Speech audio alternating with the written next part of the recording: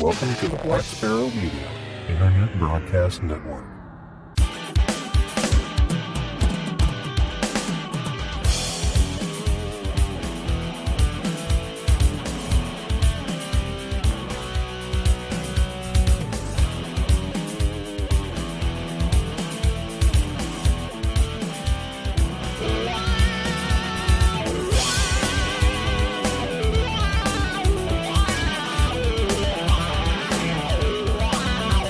You are listening to Linux in the Ham Shack.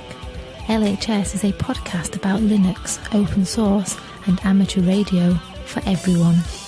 Now here are your hosts, Russ, K5TUX, Cheryl, W5MOO, and Bill, NE4RD.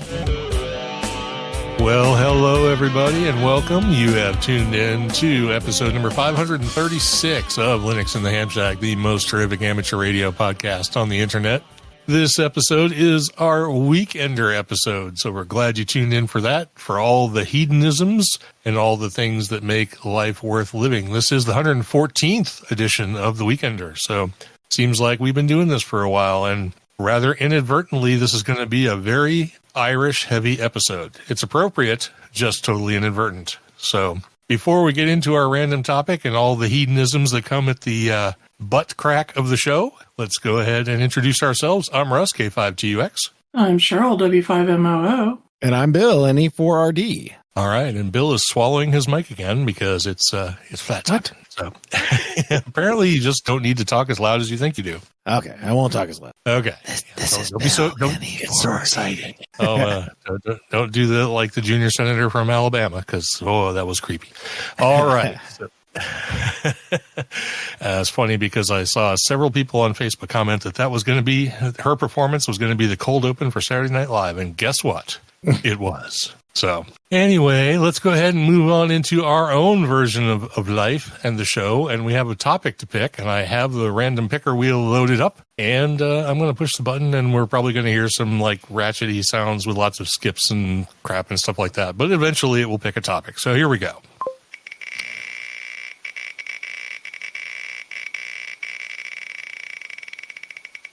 Smooth like butter. And guess what? We're going to have to skip this one. Sweet. Yeah, it's the ins and outs of CQR log. So I don't think we need to cover that. Reroll. Yeah. So we're going to re-roll that one. So here's the re-roll.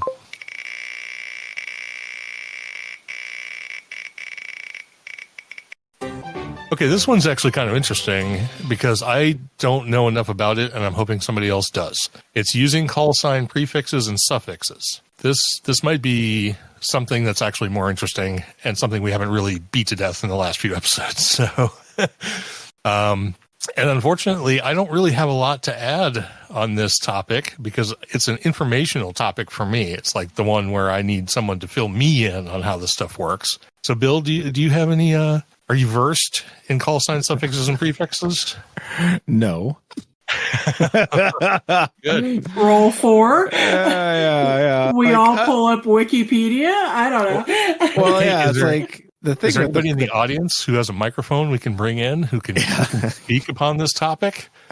Because I know the UK is changing stuff yet again, or giving people the ability to add more letters to their prefixes. Just to make things more confusing. I think that's the thing that I take away most from the prefixes is that some countries just willy-nilly change all their stuff, and you're trying to figure out, it's like, oh, what's this new call? I don't even know what this call is. I might need to clarify a little bit. What I mean by prefixes and suffixes is not like the letters that come before the number and the letters that come after the number. Okay. I'm talking about when you use strokes. Before strokes and after strokes. Yes. So ChatGPT can fill it in. Yeah, ChatGPT can fill it. Well, it's almost the same thing, right? Is like, you have to know which call area you're in for using your stroked call. And I don't believe it matters whether it's in front of or behind, although some people prefer certain ways. So it doesn't? Well, okay. I don't think it does. So some people use the suffix, like a stroke suffix, to indicate like maritime mobile, portable, and being outside a call area, like using like a stroke 0, stroke 1, something like that. Yeah. And then I see most of the time if someone's operating from a different location, they'll put the call sign area as a prefix. Like if I was operating from like Ontario, I would use like VA1 stroke K5TUX or something like that. I think most modern loggers will pick it up either way. Will assign that is definitely in Canada, either way you put it. Yeah, I thought it was supposed to be at the end. So yeah, I don't think it really matters. I mean, there probably is a rule, and we're both failing our extra test, right? Just because of this. Yeah, exactly. Isn't the / the text version of saying mobile? Would say mobile 3. Yes, you can say like mobile 3 or portable 3 or something like that. You can also use stroke 3 or stroke P or whatever. So one thing that's always sort of confused me, and maybe someone has an answer for this, is if I'm in a different call area, like Ontario or Ireland or something like that, does it matter if I use like an M0, an M6, a 2E6, you know what I mean? Does it make any difference? Do I have to use something? Because some of those are area based. Although I think the rules are just changing on that. Go listen to the ICQ podcast for those rule changes because they just went over them. I think they're getting rid of the, like, you can have a letter in your call sign that designates you're in Wales or you're in Scotland or you're in Guernsey or you're on Isle of Man and stuff like that. But I think those are optional now. So yeah, when I was in Ireland, I was in Southern Ireland, which was, I believe, EA3. So that is very specific to that area. So you would pick up the prefix, which is Echo Alpha, and then the area designates where you're at. Let me stop you. It wouldn't be Echo Alpha. That's Spain. Oh. It would be Echo India. Echo India. Sorry. Close enough. Close enough. Well, you could have been in Spain too. Yeah, I don't know. Yeah. I used it once. It's not that big a deal. There for 3.5 months. Whatever. And let's see here. I'm looking at the SEPT rules right now for the official how you're supposed to say it. And I just had it before I started scrolling and trying to figure out what call sign area it was in.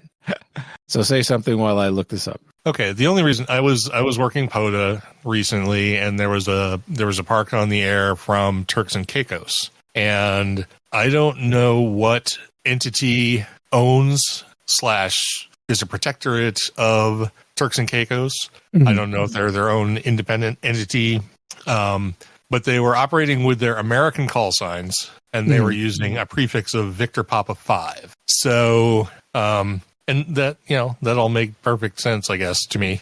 Victor Papa 5, like / whatever call sign they were using. And right. According to SEPT, it says when transmitting in a visited country, the license holder must use his national call sign preceded by the call sign prefix of the visited country as indicated in the annexes, and use the word stroke. So yeah, you would use Papa, whatever your Papa 5 stroke, your call sign. Okay, so yeah, if you're operating from another entity, you put the other entity's prefix in front first, right? So does it say anything about like which one to use, or like if there's more than one? Because obviously, if someone from England was operating from the United States, they would have a lot of things to choose from, I guess. Not necessarily. Some, I'm looking at the list, like the Ivory Coast is TU, to be TU / K5TUX. Well, what I'm saying though is if you're operating in the United States, you can have W stroke, W something stroke, K something stroke, A something stroke, N something stroke. You know what I'm saying? So like the United Kingdom would be a good example. So if you use that, then like if you're in England, it's Mike stroke your call sign. If you're on Isle of Man, it's Mike Delta stroke your call sign. They don't specify any specific numbers, so I don't think you would have to use that. In Ireland, they have 2 different numbers, I believe. I thought it was 3. And I'm going to assume this only applies to places where there are like reciprocal agreements in place. If you're yes, If you're operating in a place where you can't actually use your own call sign, you couldn't do this. You'd have to either get a local call sign or operate as someone else as the control operator. Yeah. I mean, if you go to the SEPT licensed countries, then obviously you have a reciprocal agreement. If you go to a non-SEPT country, then you have to, I believe, apply to use the prefix. You don't get a call sign, but you'll be allowed to use the prefix at that time. Okay. Fair enough. See, this generated good information, even though we didn't really know. We had to look up most of it, but it's okay. At least we got the information out there. So, yeah, it looks like for the United States, KW, N, AA, and AK all work. And then for the CQ zone and the ITU zone, there's 3, 4, 5, and 6, 7, and 8. Well, but those are ITU zones. Those aren't call areas. Right. So, but yeah, so there could be KWN, AA, or AK used, preceding your call sign, I suppose. Yeah, but I believe you'd use the numbers would follow along like they do in the U.S. So they're generally by area. So you would, a Victor Papa 5, like you worked, right? It was a Victor Papa 5 stroke. Right, something. That's Turks and Caicos. Turks and Caicos, yeah. I mean, there's a Victor Papa 8 that's not on Turks and Caicos. No, that's Falkland Island. Exactly. So, I mean, the number means something normally by location as well, even if it's under a similar licensing authority. I don't think those two are, but I mean, they could be. Well, see, for instance, for Victor Papa 8, that serves for Falkland Island, South Georgia Island, South Orkney Island, South Sandwich Island, South Shetland Island. That all serves for all of those. And then Victor Papa 9 is Bermuda. So if you're doing this properly, you should know what call area you're in the place you're in. Like if you're in Ireland and it's a 0, you should use a 0. You should use an EI0 or whatever. Yeah, presumably. Very good. Tom was saying, he was a ZF2 Fox Tango. He says, I gave him $50 and copy your license, and boom, you're licensed in Aruba. Nice. I don't know what use that is to anybody unless you're actually in Aruba, but I mean, I suppose you could operate with that call sign in America and be like K0 stroke ZF2 Fox Tango, but I mean, who cares? Yeah. And Darren was saying that, he'll use the stroke mobile or mobile 3 or portable. I think that's common. I think the UK does it as well. They allow you to use portable, /P/M, stuff like that. I think that's not required in the US. Although a lot of people do it, so-and-so mobile. It's whatever. I do that sometimes here because the call area in my call sign is not the call area I'm in. So if I'm running around somewhere, I might do I might even do K5TUX Mobile 5 if I'm in Arkansas or something like that. But that wasn't really the question. That I sort of got with the stroke portables and the stroke, Mike Mikes for maritime mobiles and stuff like that. Right. It was the prefixing that was the. Oh, okay. Yeah, I was about to say those suffixes. Sometimes the licensure requires them to designate specifically because they have to log them separately as a separate contact. So they'll have to log all their portable contacts when they make a portable contact because they're stroke P. Right. All right. If I remember correctly, I think they're getting rid of that rule in the UK as well because they're one of those countries with that really weird rule. So whole revamping. But yeah, it definitely looks like the rule for at least SEPT countries and the listed non-SEPT countries that you do use the country's prefix that you're visiting in front of your call sign. All right. Well, that kind of clears it up for me, although there's, I'm sure, going to be more to be said about this, maybe as just part of a story as some of these regulations change. We'll all need to be kept abreast, I guess, of what we'll actually have to do once the stuff changes, or maybe you won't even have to prefix. I guess, is that what you're saying? They'll just be dropping the prefixes? Well, no, you'll still have to prefix when you're in another country. I don't think that'll ever go away. Okay. I'm just saying the suffixes are what they're dropping the requirement for in the UK, and then they're changing some of their. They're changing some of their prefixes on their call signs to better identify or lack thereof identify their area. So yeah, it's getting a little different. So I'm sure these the rules I'm looking at right now from SEPT will probably be migrated to be compliant with the new rules that they have coming in, either that have just gone into effect or they're going to be going into effect shortly. All right, fair enough. Well, I got my answers, and it actually turned into a decent segment. So it's amazing how things happen. Yeah. I never really think about it that much, because I always think I'm going to use my call sign when I travel, but then I never do. Well, it was just interesting for me because I've been working stations that are prefixing things, and it'll show up like in Grid Tracker and stuff. If you're working FT8, there will be prefixed stations in there too that are operating out of their local areas. So yeah. Yeah, the loggers do seem to handle it just fine. They understand that the prefix is the location, not the original call. So yeah, just in case the operator flips it or something like that. Yeah. Right. All right. Very cool. Well, I guess that brings us down to the end of our random topic wheel topic. It took us a little while to get there, but we got there. I'll leave the other ones in because, well, actually, I'm going to take out the one on CQR log since we've done a deep dive on that. But the SDR one, that'll stay, and we'll get to that one sometime in the future. Yeah, you could have gave us another little mini SDR trunk talk. Well, I don't really have anything else to add at this point. I want to wait till I actually do a deep dive on it. Cool. All right. Well, that does bring us down to our random topic wheel topic. So that means we're going to slither on into hedonism. And let's go ahead and do that. And where we start with hedonism is where we always start, which is food. Because, we all got to eat. And if you're going to eat, you might as well have something good. However, it looks like all of our hedonism tonight is drinking. And this being close to St. Patrick's Day, that's probably rather appropriate. So we'll bring Cheryl in here to talk about her recipe corner. Yes, so this time, instead of food, as Russ mentioned, we're going to be making Irish cream. This is a recipe we have not made yet. It is in our recipe wheel to make, but we have made other flavored liquors like Amaretto, Kahlua, whatever. So this recipe has been stashed back with tons of fantastic reviews. It is open to alterations. It's pretty neutral on how you want to do it. Taste it as you go. It might be too sweet for some, might be not sweet enough for others. So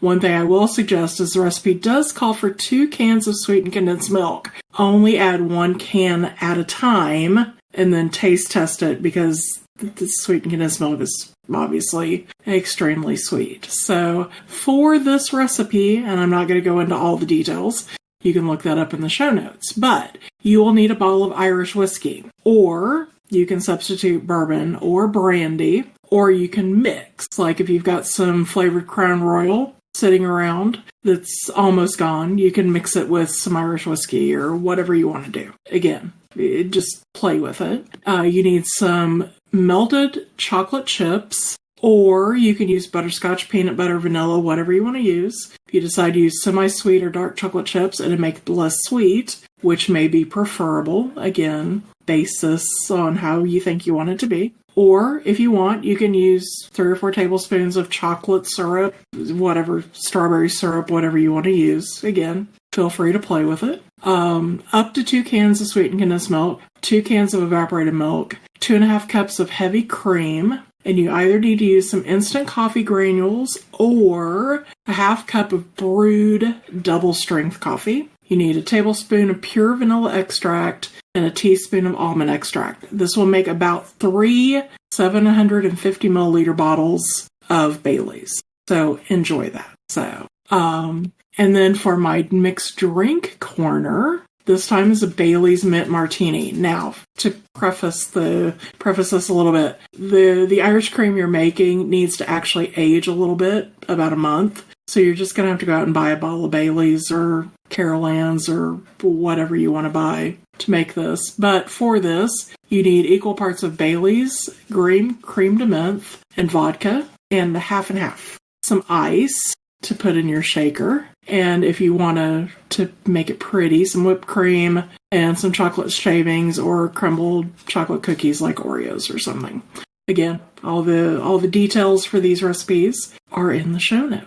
All right. Sounds good. So I guess we'll just go ahead and continue drinking. with a little bit more Irish, a little bit more, and it's actually, we're kind of going in the order of proof here too, because Irish creams are usually, 30 proof, 40 proof, something like that. And my Irish whiskey for tonight is Writer's Tears Copper Pot Irish whiskey. This is the bottom end of the range, I guess you'd say. It's the standard expression of Writer's Tears. I picked this up in Kansas City a couple of months ago, sometime around Christmas, and just managed to open the bottle tonight. So I'm just going to read a description of the Writer's Tears Copper Pot Irish Whiskey from their own website. And it says, Writer's Tears is a unique marriage of aged single pot still and single malt Irish whiskey. Distilled entirely from barley, both malted and unmalted, this is a truly special Irish whiskey. Writer's Tears is triple distilled, non-peated, and matured in flame-charred American oak bourbon casks. An award-winning whiskey that has also been included in Ian Buxton's publication 101 Whiskeys to Try Before You Die. Well, I've tried it. 100 to go. I guess I should read Ian Buxton's publications to see what else I've tried, but at least I've got this one down.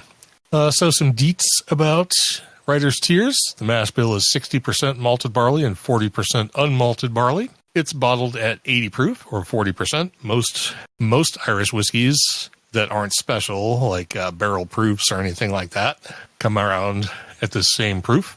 This comes out of Carlow, Ireland, which I'm gathering is somewhere near Dublin. I didn't bother to look it up. The color on it, being that it's an Irish whiskey, is typically light.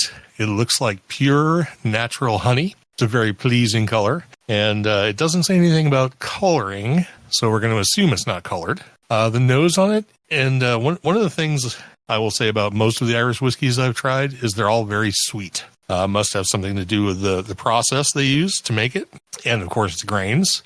This one is not as sweet as some of the other ones I've tried, but it's still pretty sweet. So the nose on it is sugar, vanilla, confectionery sweets, like your Valentine hearts and things like that. Some maltiness, some cream, and I detected a touch of cinnamon on the nose as well. The taste is malty with some sweet cream, vanilla, sugar cookie, and a light berry sweetness.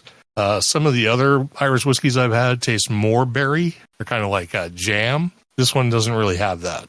The finish is a soft, sugary sweetness with a touch of chocolate and a little bit of vanilla as well. You don't get a lot of maltiness on the finish, which I kind of like. So I will say this is a real easy drinker. You could lose your place in your intake of this very easily. So don't drink it if you're in the mood to drink, because you may find yourself in the hospital. But it's really good. It's nothing like Redbreast. To me, Redbreast is sort of a quintessential Irish whiskey. This is not as good as that. It's also not as expensive as that. So because like the Redbreast 12 cask is like, I don't know, I think it's over $100 a bottle now.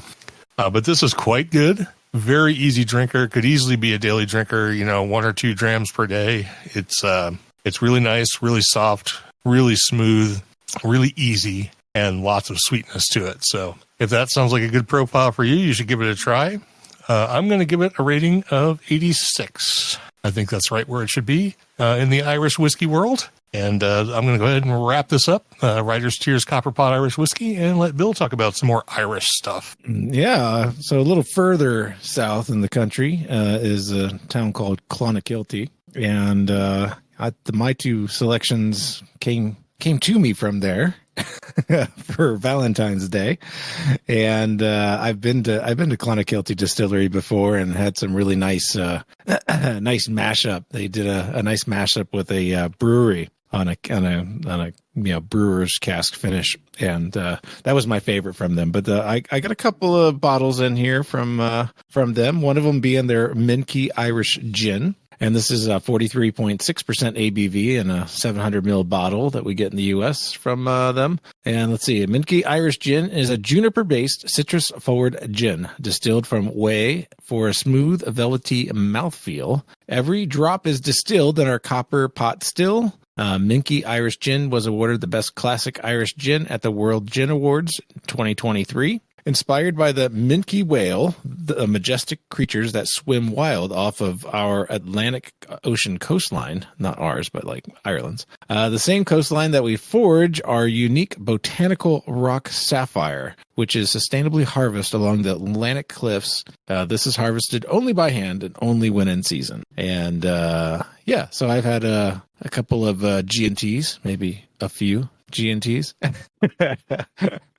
And it is quite nice. I'm not a huge gin drinker, so I can't really compare it to other ones, but I can definitely say that this tastes better than some of the cheap gins that I've had. So let's just say that it's a good middle of the road gin, and of course, being Irish gin, it's even that much better. I did have some different ones that I appreciated more towards the northwest coast.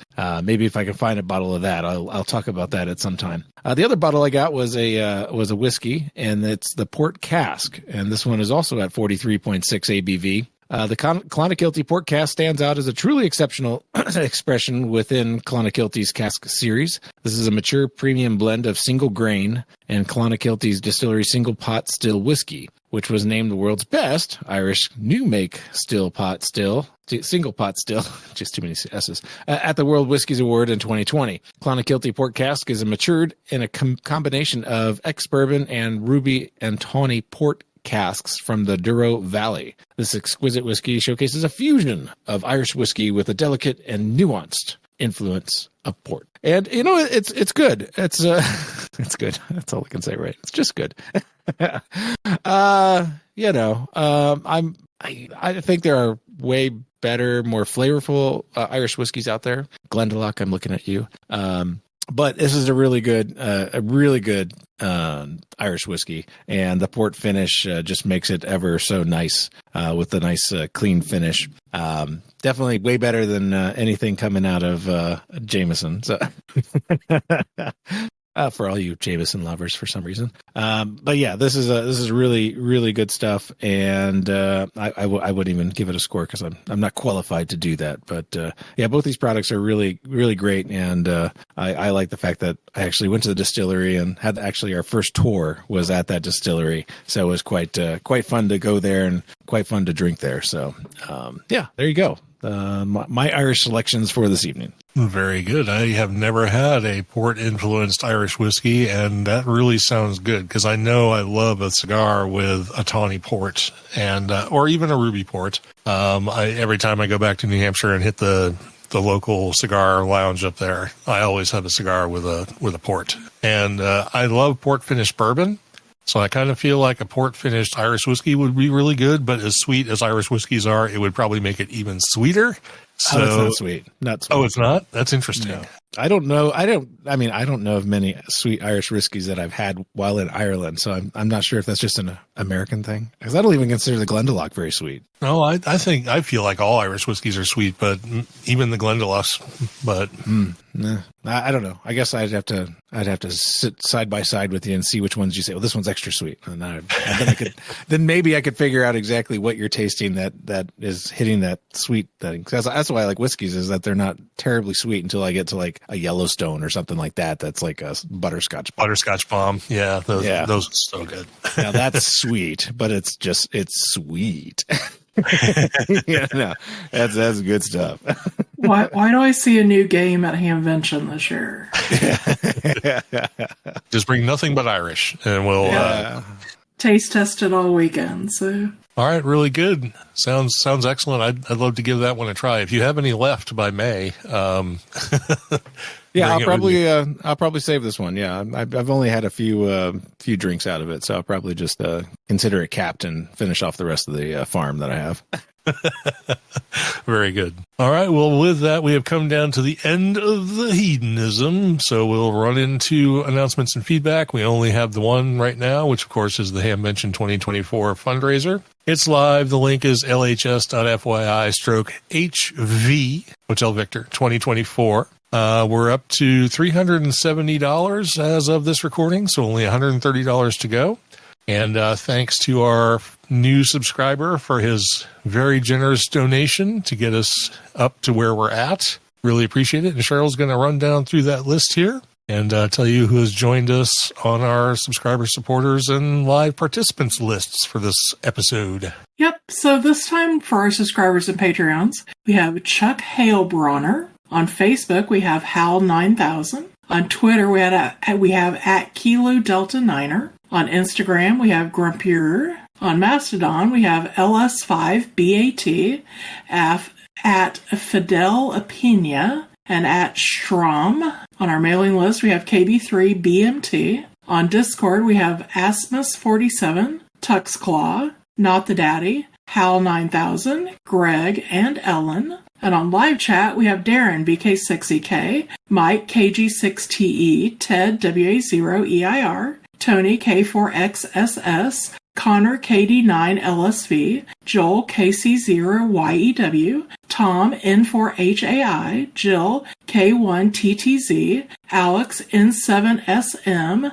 and Nemandam. Excuse me. And that's all right. it. Yep, that's the end of the list. Thanks, everybody who listens to the show, who's part of our cadre of listeners, and those folks who join us on social media and support the show financially. We appreciate each and every one of you. And we do this for you guys. We hope you learn something. We hope you enjoy the shows, have a good time, maybe a laugh or two. And we hope you keep coming back and listening to us as we go forward with future episodes. The next one, of course, will be a deep dive, and that will be in a week's time. So we hope you'll tune in then. And in the meantime, have a great evening or a great day, based on whenever you're listening to this. And we'll let you get back to whatever it was you were doing before you turned us on. So with that, we'll get out of here. This has been episode number 536 of Linux in the Ham Shack, the 114th edition of The Weekender. I'm Ross, K5TUX. I'm Cheryl, W5MOO. And I'm Bill, NE4RD73.